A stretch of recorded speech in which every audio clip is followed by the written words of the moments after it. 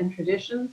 It is with this statement that we declare to honor and respect the past and present connection of Indigenous peoples within this land, its waterways and resources.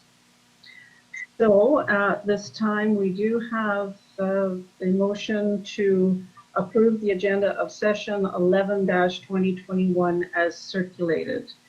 Could I have, oh, hang on here. Could I have a mover? Moved by Martin and seconded by Nick. And if there's no concerns, then I'll call for the vote. Is anyone opposed to the agenda as it's been circulated? Seeing none, that's carried. And we have, oh boy. I don't have a printed copy of the agenda, so this is always challenging for me.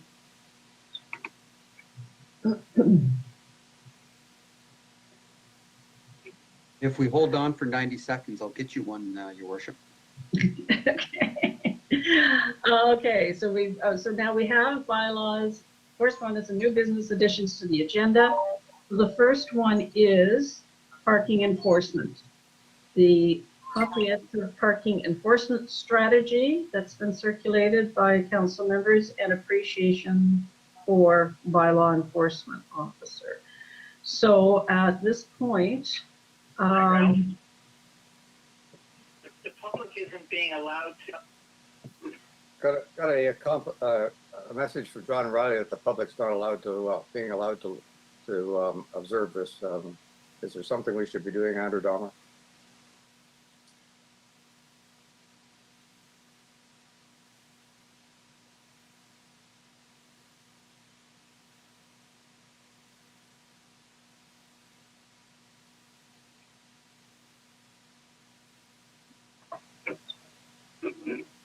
okay, thank you, Andrew. So the first item is the enforcement strategy. And well, I guess at this point, what I'd like to do, because there's been so many different things circulated, are we working with the specific motion that Deputy Mayor Creelman has circulated with help of others at making addition, or what are we using as the strategy? Yes, Mark? Oh, sorry, John? I was going to say that with the amendments that I've made up until about 10 minutes ago at Fred's suggestion having to do with the County of Dufferin's enforcement on county roads, I'm prepared to proceed with that and incorporate Fred's friendly amendments as well. Okay, so are we, yes, Fred, next? Yeah, you probably want to have the motion that John circulated moved and seconded, and then I just emailed everyone back point number 9, which is my friendly amendment. Well, I'll leave it up to John. If he wants to take the whole thing, including my point number 9, you can move that motion, and then there's no need for an amendment. Okay, John, are you aware of this number 9? If it's what you suggested earlier in the day, I am indeed, Fred. Does it have to do with Idle Lake vicinity? I just emailed it out to you. Oh, okay. I emailed it to everyone on council, so you should have it by now. Fred Simpson, did you get it? I haven't checked, but I'll check that, Councillor Next, put it in. And then I'll take my Word version, take out the bullet that I talked to the Deputy Mayor about, throw in your item, Councillor Nix, and then I'll put my version up because it will have both of those amendments. I'll put that up on screen. Does that work? Yeah. I got lost, but I can read what I added as point number 9. Would that help the rest of council, or do you want me to wait till the motion's moved? It would help me. Okay, here's what I added, and I just emailed it to you all. This is point number 9. The wording is John's motion, and then I've added point 9. work with the residents of Blue Heron Drive to develop a unique no parking zone for them. Mhm. I used the word unique because there has to be some special features to that part of the bylaw.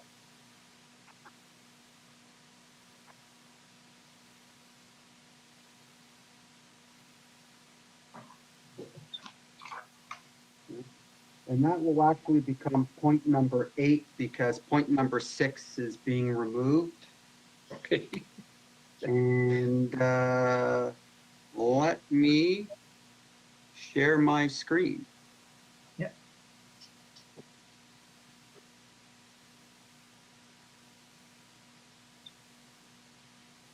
Okay. It's better than trying to see it on my phone.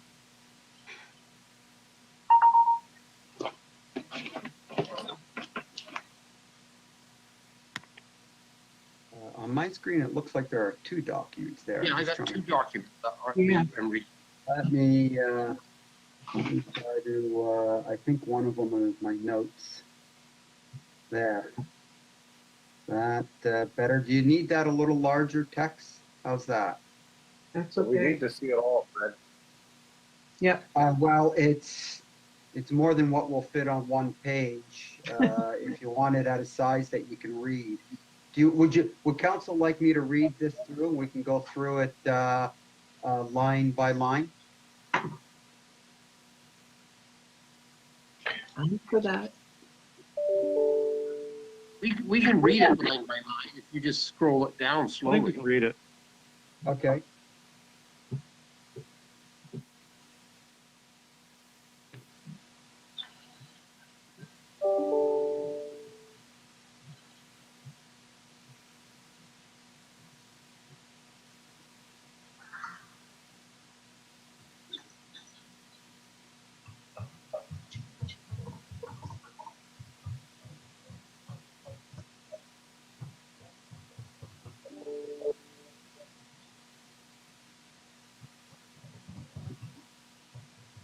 Hello. Yes. Did everyone get the message from John Riley that they still can't get in? Yeah, I'm just sending him a response. Okay. Thanks.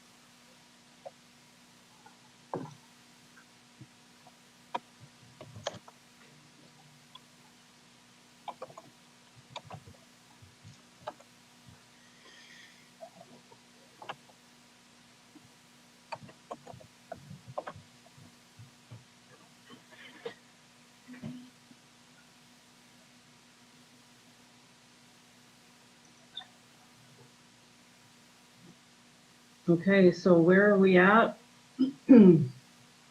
Anybody have any issues with the first page? No. And work with residents of Blue Heron Drive to develop a unique no parking zone for them? Madam Mayor, Yeah. this was a late arrival for Fred, but I had at his encouragement reworded a section, and it now reads as follows: work with the County of Dufferin to ensure that bylaw enforcement officers can issue parking tickets on county roads. This is something that currently is a little bit up in the air. It then goes on to say, except for Eugene Lemring, by the way, in the meantime, ensure that our current bylaw enforcement officer and OPP have county Part 2 certificate to issue.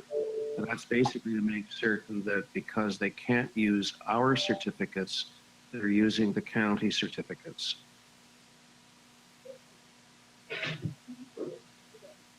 And that was sandwiched in between the electronic signage and the encouragement of Dufferin County to review the size and adequacy of its current no parking zones.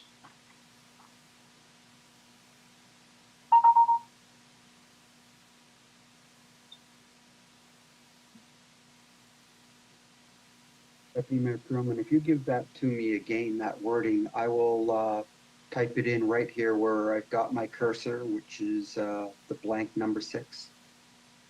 Okay, let me email it to you.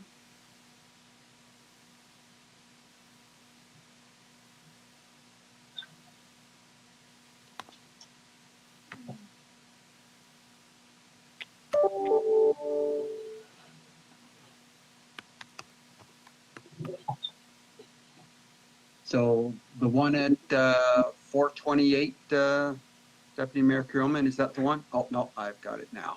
Okay. Just sent you now. Yeah. Yep. And this is to clarify. This is to clarify the ambiguity that our parking tickets may not be proper on county road infractions. I think ultimately this problem will be solved, but in the meantime, as long as we're using county tickets, we're good. As long as Eugene and the OPP are using county tickets, we're good. So I have that with the reverse video, point number 6.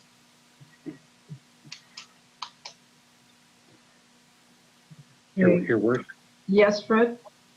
I know the motion has not been moved or seconded yet, but can I just make a comment on what I'm reading? Sure. On point number 6 that Dawn just added.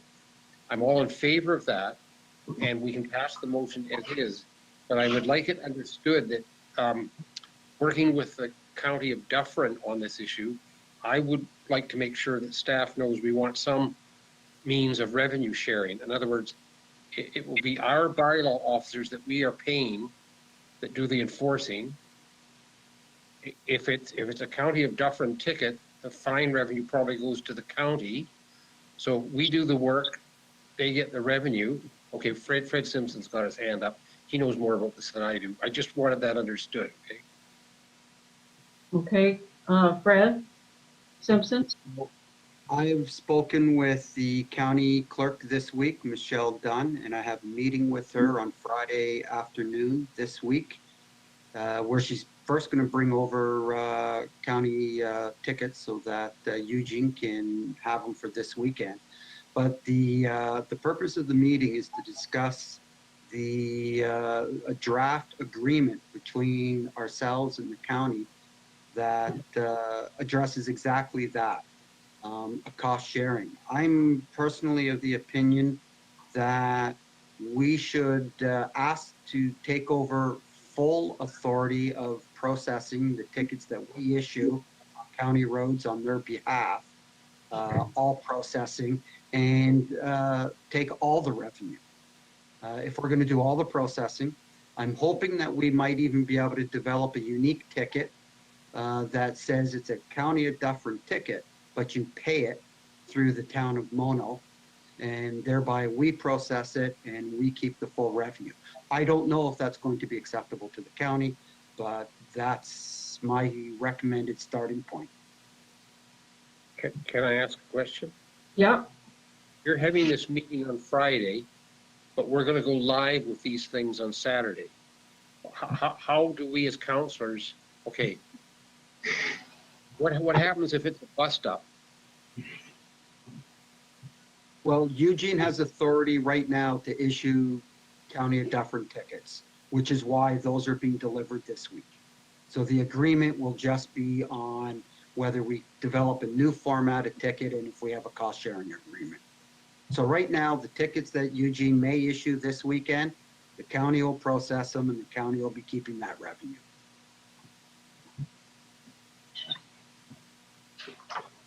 Well, that I understand that is legally how it has to work, but that doesn't make me entirely happy. But I guess there's not much we can do before this weekend.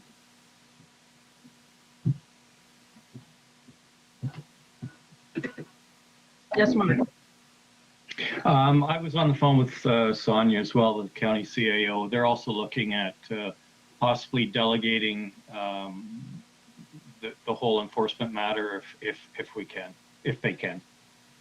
So they're looking at everything they can possibly do as well to assist. Okay, good. All right, so anyone else have anything further to add? I think the deputy Madam Mayor, just Yeah. on that point, I'm confident it will all be sorted out. In the meantime, I'd rather see us issue tickets than not issue tickets, even if the revenue goes 100% to the county. The point is to try and develop some deterrence here of improper parking in the hamlet. Okay. All right. So we want to read the whole motion through, and then it's clear to anybody who's participating on the meeting online. So whereas the town of Mono is experiencing an explosion of parking problems, including but not limited to parking on both sides of narrow gravel roads, parking too close to intersections and driveway entrances, parking in such a fashion as to prevent safe travel for users of our roadways, including passenger vehicles, emergency vehicles, and farm equipment, parking that erodes the integrity of our roadway shoulders, parking on county roads that impacts Mono residents.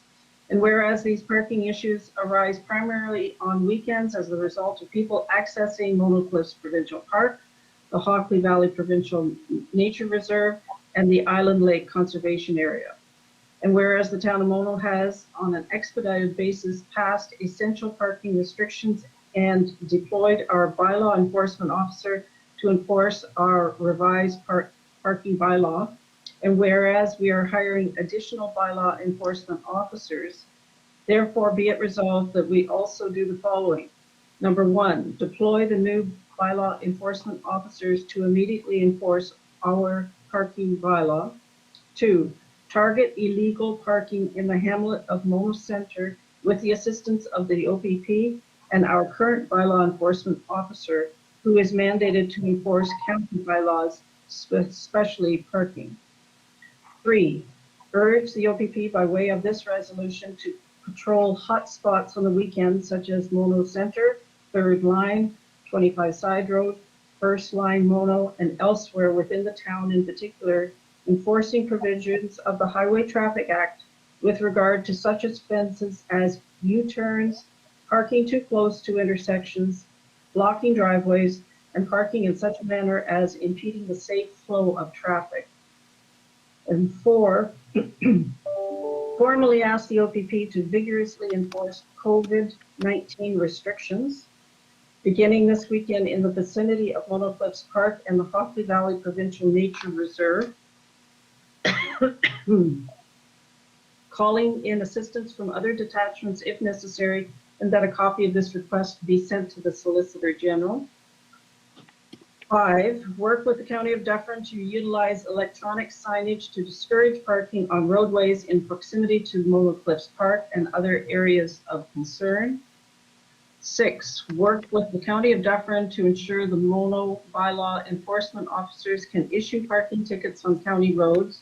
In the meantime, ensure that our current enforcement officer and the OPP have county Part 2 certificates to issue. 7, encourage Dufferin County to review the size and adequacy of this current no parking zones in Mono Center and on Hockley Road. 8, review Mono's current size and adequacy of the no parking zones. 9, work with residents of Blue Heron Drive to develop a unique no parking zone for them. And that we also continue to press Parks Ontario for long-term solutions, including but not limited to the following. Implementation of the reservation system for Mono Cliffs Park with a daily cap of visitors based on environmental considerations and available legal parking. 2, recognition that even more park staff will be required on weekends to address overcrowding issues such as littering and illegal and unsafe parking.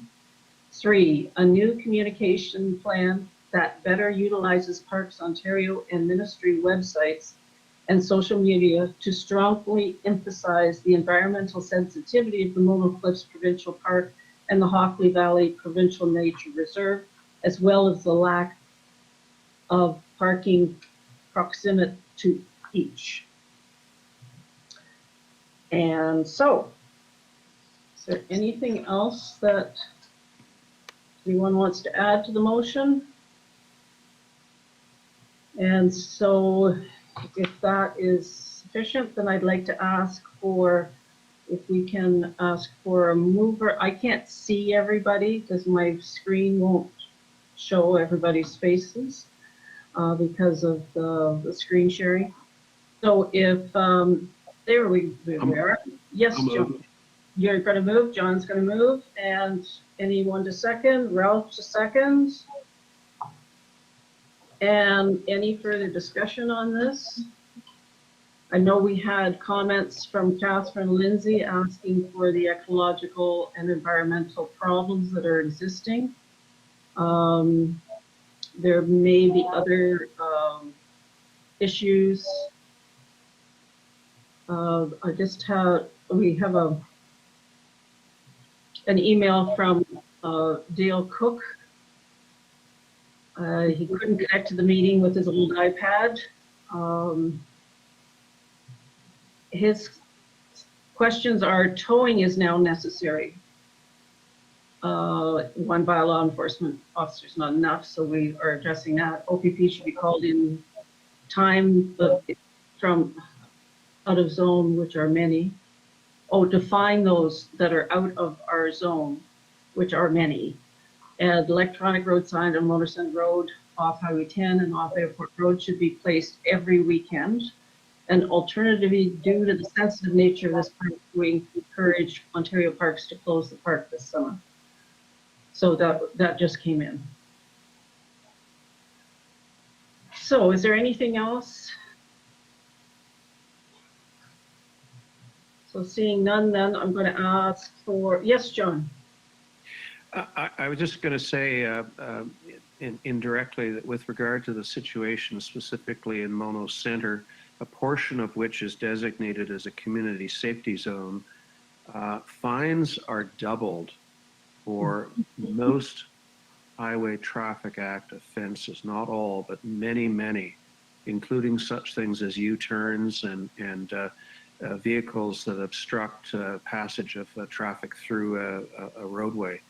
So if the OPP is going to be patrolling that area, people should be aware that it's not simply the $85 fine that you might be facing, and that would be a minimum. It would be double whatever the fine is for the offense that is being charged. So, and yes, to the fact that we now have hopefully more than one individual enforcing our parking bylaw and other infractions in the Hamlet of Mono Center. Okay. So, yes, Ralph?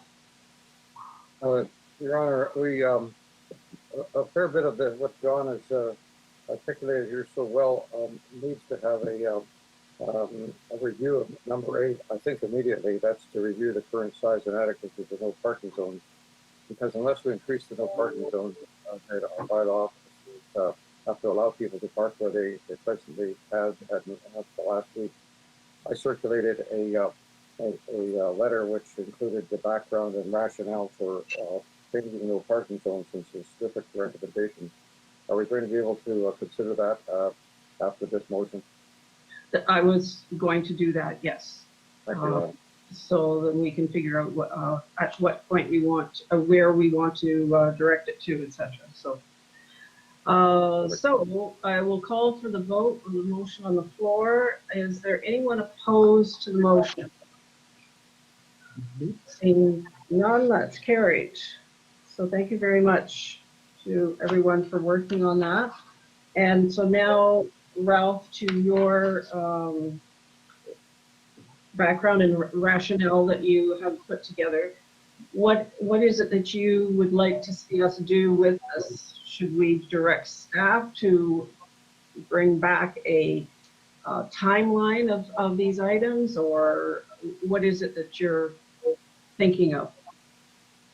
Well, I'm thinking, Your Honor, that we need to enlarge the no parking zones, and we need some agreement as to what the enlargement should be. And that's why I put out my letter this morning as a suggestion, a starting point for discussion, if you'd like. Okay.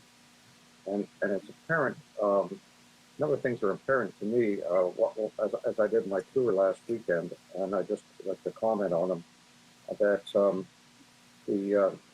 there's some significant problems here, but they can boil down to two, I think. One is the safety issue on our roads, and the other is the what we call it, over visitation or of the parks. And the over visitation of the parks is something that will be handled, I think, by Parks Ontario partly, but also by ourselves, because they have some limitation to preventing from people going in, because we have the single large parking lot on the third line, and we have 4 other parking lots to the north, to the west, and to the south, and these are readily accessible. At the moment, there's no sign of closing those. In fact, I doubt they can be closed, because this is a part of the Bruce Trail, and people need to be able to walk the Bruce Trail. So, based on the observations last weekend, people will accept long walks on country roads, and if we put in a no parking zone, which is short, then this is not going to make any difference to them. If you drive here from wherever, Toronto or whatever, you have to walk a kilometer, it may not bother you too much. So if we're going to extend their no parking zones, they have to be fairly, and be effective, they have to be fairly expensive. And that's why I selected basically 1,000 meters as the no parking, the areas that are problematic, or they are the areas of additional access. So I propose that that we actually discuss each of these access points and no parking we'd like to do there, and if we could make an agreement to that, then we can direct Mike to go ahead with it quickly. If we don't have no parking zones, then Eugene is hampered, and the other bylaw from doing the control that we do like to do. Okay, Fred, you had a comment? I do. I'd like to get it in the right order. Are we then going to discuss Ralph's proposals one by one, or is this just a suggestion that we are submitting to staff to do some further work on? If we're going to discuss them one by one, I do have a comment on one of his points. If it's just a general document we're talking about, I'd like to make that comment now. Well, go ahead. Okay. There is one problem, Ralph, with what you're proposing. I've scanned it, and I'm basically okay with most of it. However, and I might have a solution to this. If you make it on 25 Side Road, 1,000 meters on either side of the unopened road allowance, which is the Bruce Trail, the trail director from Dufferin Highland phoned me a few weeks ago, and he's very worried about something. I understand why you want to extend it a kilometer in each direction, but appreciate that Bruce Trail maintenance people have to get down that trail with chainsaws, weed whackers, and basically if you make that a no parking zone for them, they have to walk a kilometer carrying that equipment to get in. My suggestion, and we don't have to do this today, Your Worship, but I have already been talking to Fred Simpson. We have another problem down on Blue Heron, okay, which is that local residents sometimes may want to have a party. So I have suggested in our no parking bylaw, we have to make an amendment that puts in an escape clause or an exception clause to the no parking bylaw. I don't know the technical words for this. I can see John frowning already, but let me explain how it works on the county, okay? The county says you can't park X number of meters the Bruce Trail on Hockley Road. Every year I park there. I get what's called an occupancy permit, no cost from the county, bang, I put it on my windshield. Twice the OPP have gone by on a Saturday morning, and there's Fred parked in a no parking zone, and they stop. I show them the occupancy permit, no problem. So I think Fred Simpson's going to tell me that's not technically the correct word, but whatever it is, I think our no parking bylaw should have some way that a person, a legitimate person, can have an exception to that no parking law for a specified day and time. So that way, both down on Blue Heron and up on 25 Side Road, when Carl, oh boy, I forget his last name, the trail director is going to send a crew in there to do maintenance work. He goes on the town of Mona's online, just like a fire permit. He fills something out. It's legitimate. He prints a piece of paper. He now can park right in front of the Bruce Trail on the 25 Side Road, and he puts that sign or that piece of paper on the dashboard of his car. Okay, so the mechanics of that may take a bit of work to work out. But Fred Simpson, can you confirm with me that this is all, even if I haven't used the right words, this is all possible? We somehow can amend the no parking bylaw to do this? Yeah, I don't think there's an issue with that, but I have not had an opportunity to investigate into detail. We don't yet have, of course, a permitting system. Theoretically, it seems quite plausible at this point. Yes, Mark? Well, I think it's quite fine if you've got maintenance like what Fred does with the Bruce Trail. But I think the rest just becomes, if it's public safety, it's public safety. You know, I don't know if we want to be doing occupancy permits for parties. And once you do have people parked there, how is the bylaw enforcement officer going to know who's in, who's out if it's a party situation? Are you putting it on all cars and license plates? Your Worship. Fred? Mark, I think it's very simple. The problem down on Blue Heron is those driveways can hold about 4 cars. So we have no parking. They want to have a time limit, say, whatever the time, 9 a.m. to 6 p.m. Okay? Now, Mrs. Smith is going to have a birthday party for her 6-year-old child on Wednesday at noon. And she invites 10 people. Only 4 of them can fit their cars in the driveway. So what she does the day before, you know, there's some form she has to fill out online. I'm having a birthday party. Here's my name. Here's my address. Here's where I live. I need 6, I'll call them occupancy permits. She prints them off, and when the guests arrive, they put these notices on the dashboards of their car. And the bylaw enforcement officer goes by there. And by the way, if we've got a permit system, bylaw enforcement officer will already know there's going to be an exception on that particular day, that some people will be parked on the road. He goes by, he knows, oh yeah, there's the notice. Oh yeah, there's the notice, and he leaves those cars alone. It's not rocket science, Mark. It's really quite simple. So, yes, John? I was going to say, there no frowns from me, Fred. It's all doable. It's doable from a number of approaches having to do with specifying hours of no parking, days of no parking versus parking on other days. And what you're speaking of reminds me of the protocol for handicap parking, where people display something on their windshield and it allows them to park in certain areas that are designated for handicap parking.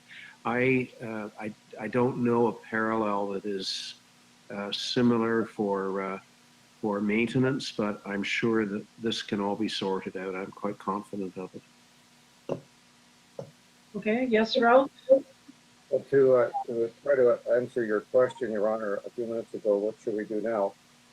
There really are 3 areas we need to discuss, and I would not be too timid to say that we should just take my letter and look at the 3 areas one by one, and if we can come to some agreement or modify them. I think they need to be modified, I'm sure, by with the wisdom of the members of the council, and then we can proceed. Hopefully, at the end of the day, we have some recommendations for Mike, and we can expedite the process of getting those parking signs up.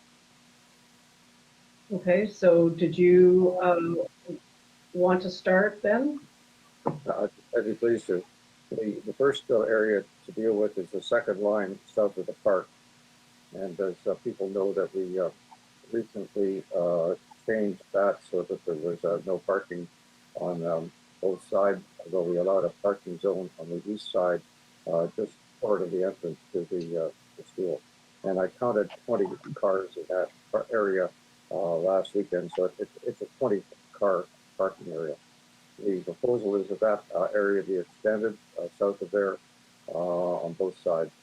And the area, the proposal would be that we extended 1,000 meters from the terminus to the south. The only exclusion would be where the cemetery is, and parking would be allowed on both sides of the road opposite the cemetery. So that's the recommendation there. Okay, so can I have discussion on the number one then? Any comments, concerns? Yes, Fred? You're muted, Fred.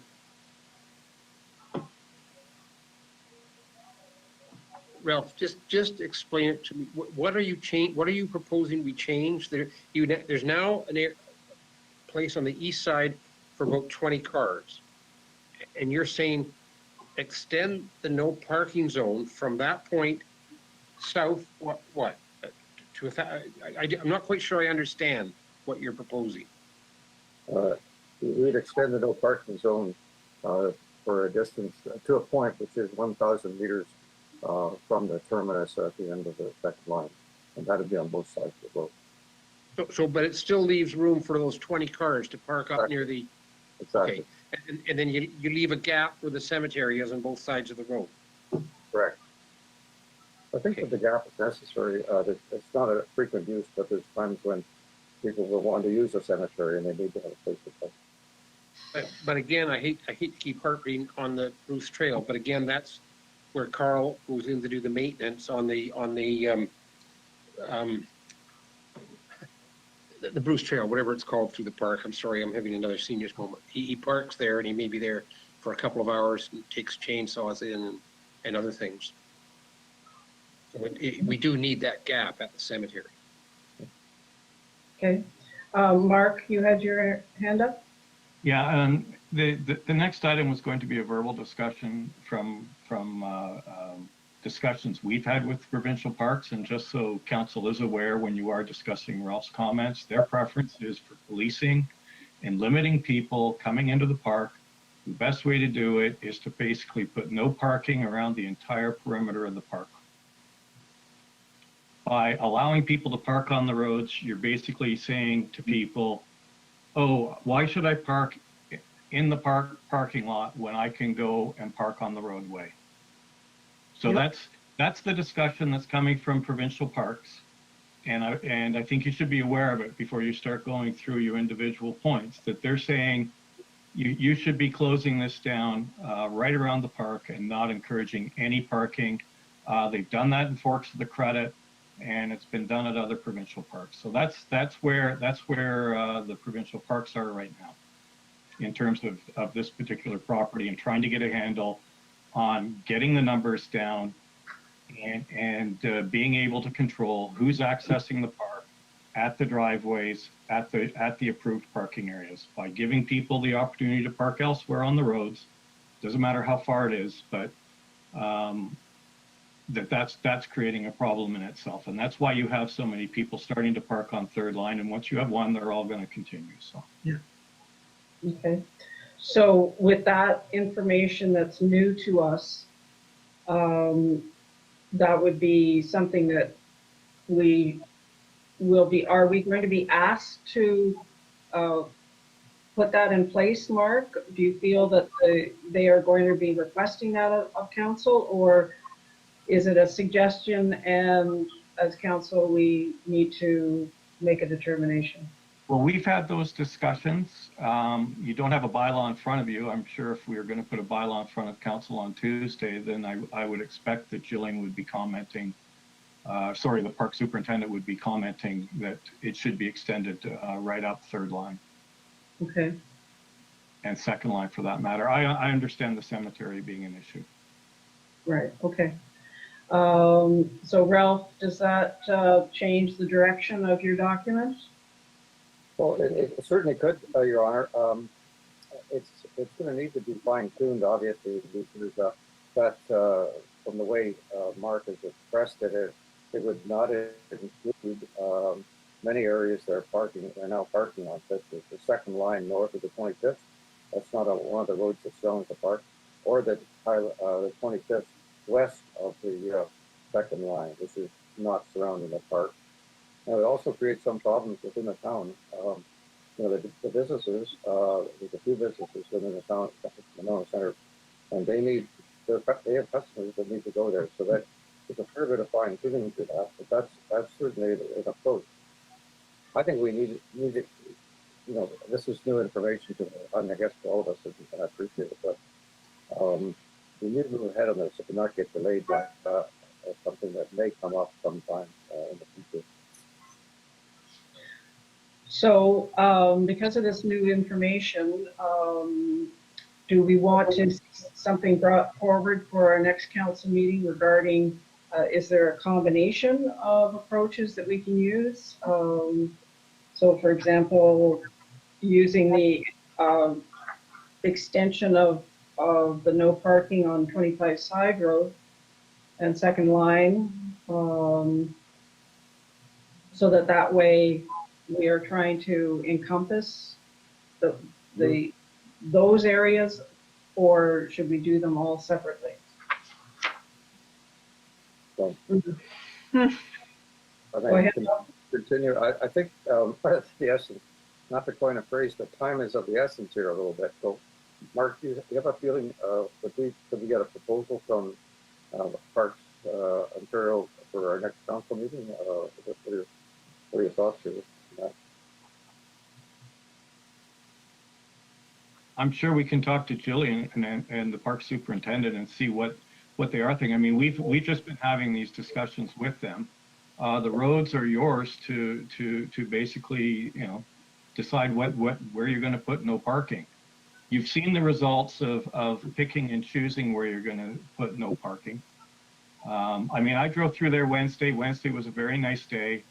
The parking lot at Mono Cliffs was actually half full. Second line was full of cars. 25 Side Road was full of cars. So people are just choosing to park at areas where there is no parking signs, and avoid parking at the park altogether. Yeah. Okay. I mean, they're your roadways. Yeah. Your Honor, I'm quite happy to defer discussion of this until next council meeting, pending that we can have something solid to discuss there at that time. Great. Okay. Fred? Can I make a suggestion? Well, you've got some points in your document here, and we've heard from Ontario Parks, they have some points. My understanding from Fred Simpson, given some of the things we have to do to the bylaw, which would be to include time of day bylaws for blue heron, and to put some escape or exclusion clause in the bylaw. And he thought we could have this before council at our first meeting in June, okay, which is two meetings away. So why don't we do a comprehensive review of the whole no parking bylaw then? The blue heron situation, the adding the thing in about a escape clause or occupancy permit thing, and taking some of your thoughts about extending the no parking zones or not, as the case may be, and do a comprehensive review of the whole bylaw then.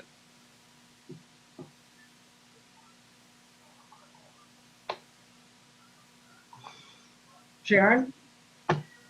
The new information is a wonderful thing. I'm really quite pleased with that, and I would think that would be something we could work toward. But we have this weekend coming up, and we need to act for this weekend. And as far as blue heron is concerned, it's a totally different situation down there. And I think we can deal with that differently. Even if we closed off had no parking on all of our roads, insisting that people park in the parking area. I think that we have a lot to do. And right now, because this weekend is coming, we have to go with what we've got right now.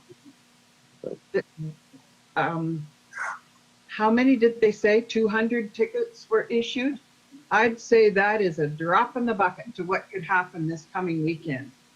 And this has been we've been predicting this for a long time now. And somehow we've got to get a handle on it. And I would say we go forward from today with what we can do on the weekend. Perhaps we review on June, the first June meeting, But right now, we have to go with what we've got. Okay, thank you. John? I agree, Sharon. I mean, even if we were to pass all of this today, we wouldn't even be able to get all the signage necessary up by this weekend. So all we can do is unleash enforcement on this for the weekend and revisit. Mark makes a really interesting point, and that is that Parks Ontario at one point decided to build the third line parking lot and simultaneously effectively close up the entrance off Mono Center Road and to a lesser extent close off the entrance on the second line. So it's been their long-standing position that there's one entrance and one entrance only to the park, and that's off the third line. You know, I have friends who love the north entrance on 25th because it's so quiet and so forth. But I think the ship has sailed, and we should be looking at trying to funnel everyone in to the park in an area which is less environmentally sensitive than some of the other areas where they're currently gaining access. So I think the communication with the OPP is absolutely critical, that it should be all hands on deck this weekend, both in terms of Mono Center enforcement as well as enforcement elsewhere. We've tried very hard to develop a scheme whereby their officers would not be diverted away from more pressing issues, but I think we really need their help this weekend, and I think we need their help on enforcing COVID restrictions as well. What I saw on the weekend was shocking in the extreme. I think we all saw it. We all know what the issues are. In general, I think Ralph has nailed it in terms of the distances that are necessary for no parking. But if the objective is to try and funnel everybody into the one location, I'm all for it. Okay, Mark. If I can say one more thing, I've had a number of people who have suggested to me that the chaos on the weekend was in part a response to us creating no parking zones. And I would beg to differ with that. It was a function of the number of people who descended upon the park. It had nothing to do with the fact that they couldn't park in certain places, because quite frankly, they parked there anyway. Right. Mark did send out the communication from the OPP, their press release. Mark, have you had any further discussions with the detachment commander at all? Well, I'm wondering whether between Fred and I, we can kind of update you as to where we are. Okay. In terms. So the county has their signs ready to go off of Highway 10 and off of Airport Road. Sorry.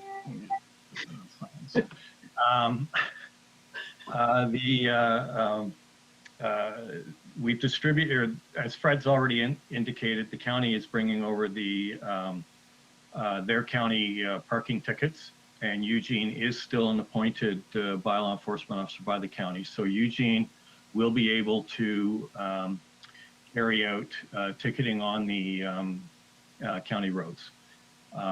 We have also, we've put offers out to 2 individuals for part-time bylaw enforcement. One has already accepted, one is ready to go on the weekend. The second one we're hoping to also have ready to go on the weekend, but that's still up in the air. Jillian has also got her staff at the parks ready to go. I think she indicated today that they're hoping to have 5 people regularly, and that will increase up to 10. What I didn't clarify with her, Fred, and maybe you heard, was whether that was here and or at all their parks, because they do have to cover Earl Rowe here and Forks the Credit. I don't think Earl Rowe's experienced the same kind of serious issues that they're having down at Monocliffs and at Forks the Credit. So I think as far as we can go with what we've got in the bylaws in place in the parking, we've been doing what we can.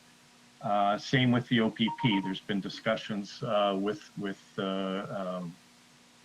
Tony at Shelburne OPP. They're aware of our concerns, and we're pushing them to get out there as well. And as you've seen, they've already released their media release, so they're starting to get in front of this as well. So, Fred, I don't know if I've missed anything or whether you wanted to expand on anything I've already said. Well, on the staffing from MECP and Jillian Van Nykerk, that staff level was for both Monocliffs and Hockley Valley, but it didn't include the other parks, just the two. Those are the people that she'll have designated to issue parking tickets on behalf of the town of Mono. 5 starting this weekend, and as Mark said, up to 10 as she brings more people on strength. With regards to our operational plan for this weekend, Eugene and myself and our one new hire have had a meeting today. I have been in touch with Staff Sergeant Jellick. He has 2 officers laid on for the weekend. I have their contact information. The plan is that we will coordinate at the beginning of the day and come up with an operation plan for the day based on weather and other items that we observe. So we'll be sharing our contact information. We'll have access to marked cruisers as opposed to unmarked, which Eugene had pointed out the other weekend. So he has laid that staff on, and we will be building an operations plan in the morning. As I say, we'll have one of our 2 bylaw enforcement, new bylaw enforcement officers available on the weekend. The second has accepted the position, but we haven't yet determined if we'll be able to get him in the field for the weekend. Councillor Nix. Your Worship, I could just ask Fred Simpson something. When you do this coordination at the beginning of the weekend, could you include those contact numbers to the security firm the Bruce Trail is hiring and who will be on site this weekend on the first line? They have, at least last year, encountered some aggression. If they get into trouble, they should know which officer. They can always dial phone 411, but it would be quicker if they had immediate contact with the officers on duty. I'll put that request into Tony Jellick and see if he gives the okay to pass those numbers along. Okay. Yes, Ralph. To your Worship, my impression is that the park wardens are only taking an interest in people that are parking within the third line parking lot and not paying their fees. My impression is that they're not going to be active up and down the road. Is that yours? With the discussions we've had with Jillian, she's always indicated second line and as a lower priority, second line and 25th Side Road. Her staff go out there regularly. So they, it's my understanding they will be as staffing permits, because she did mention, so they are going to be positioning staff at the parking lot and also at the maintenance building at the just north of the parking lot, because that's the boundary from our current permissible parking area and the no parking on the north side of the parking lot. So they'll have staff at both locations. And again, she's recognized that she is limited with staff until earlier into June. Okay. So as far as the discussion on your no parking rationale, etc., Ralph, would you like it to be discussed at our next meeting on Tuesday? And then we will have a fulsome report on the first meeting in June in order to get whatever adjustments to the no parking bylaw. Well, I wonder if the ideas couldn't be blended into whatever Parks Ontario was recommended. So we have Okay. one single recommendation. As I mentioned, if we just included all the roads that sort of circle the park, we do miss a lot of areas, or quite a few areas. Okay. Okay, so are we good then? So I guess now we have another motion that has been brought forward, that Mobile Council expresses our appreciation for the efforts of Eugene Lamerding to enforce our newly amended parking bylaws under stressful conditions. Well done, and thank you for all your hard work. So John, you did forward this through, so if you would move this, and seconded by Fred. And this, I know it's been rough for you, Eugene, and this is the least we can do is publicly acknowledge your efforts and their ongoing. Well, Your Worship, thank you very much to the council for that. You really didn't need to do it. It's, I mean, it's part of my job, and nowhere's in my employee contract does it stipulate that every day has to be a fun day. So, Well, just to let you know that public acknowledgement is being made, and we do appreciate the work that you do for us on a regular basis. So let's hope this weekend doesn't bring other stuff. yeah, no, So- it's like there's with having more people around and more watching of the entrances, so it doesn't begin the traffic, the illegal parking, that makes a world of difference. So Yeah. I'm Okay. sure it's going to be better. Thank you. Okay, so that motion, I'll ask for the vote. Is anyone opposed? And seeing none, that's carried. Thank you very much, Eugene. Okay, so now we are at, is there anything else? We've got notices of motion is coming up next. Is there anything else that we wanted to have discussion on? Yes, Mark? You have an appointment bylaw? Oh, right, yes, of course.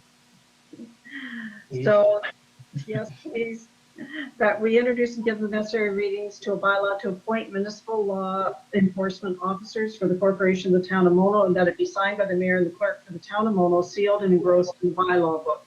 Could I have a mover, please? Moved by Martin and seconded by Mantalo. Any further discussion? Yes, Fred? Well, as I mentioned earlier, that will be the appointment of 2 new part-time bylaw enforcement officers, because both have accepted their offers. Right, okay. And let's hope that that carries us through. And so with that, I'll call for the vote. Is anyone opposed? Seeing none, that's carried. Can I ask a question? Yes? Now that we've appointed them, how long does it take to get the county to recognize them as enforcement officers? Fred Simpson, do you know the answer to that? Well, I can't give you an exact date, but they must be appointed by bylaw at the county as well. Right now, the county is just double checking if there's any issues or concerns regarding HR on that before they make the appointments. Okay, John? I've asked that this matter be expedited at the county. We have a committee meeting coming up next week. We have a council meeting the first Thursday in the month of June. If it doesn't go to committee next week, it will probably go straight to county at its meeting in June. Okay. Thank you for that. So if there's no further business, we will close off. that we introduce and give the necessary readings to a bylaw to confirm the proceedings of the Council of the Town of Motos in session 11-2021 on May 19th of May 2021, that it be signed by the mayor and the clerk and sealed and engrossed in the bylaw book. Could I have a mover? Moved by Nix and seconded by Creelman. Any discussion? Anyone opposed? That's carried. And we are adjourned at 5:35 p.m. And we will be back in session next Tuesday morning at 9. So yes, John? Was there not an in-camera portion of this meeting to There deal with was. personnel? There wasn't any need to because of the results of the interview process, et cetera. So Okay, so we're not naming the individuals that have been chosen? they'll be attached to the bylaw because those. I don't see any reason why they can't be stated. They're both Orangeville, ex-Orangeville, I guess, police officers. Rick Stevens and Ron Kirby. Ron Kirby is a resident of Mono, and Rick Stevens is a longstanding Dufferin resident, Orangeville resident for that matter. Okay. Okay, so thanks for that update. And so with that, we will adjourn. So could I have a mover? Moved by Nix and seconded by Creelman. And thank you very much. And we'll see you again next Tuesday morning. Pray for rain.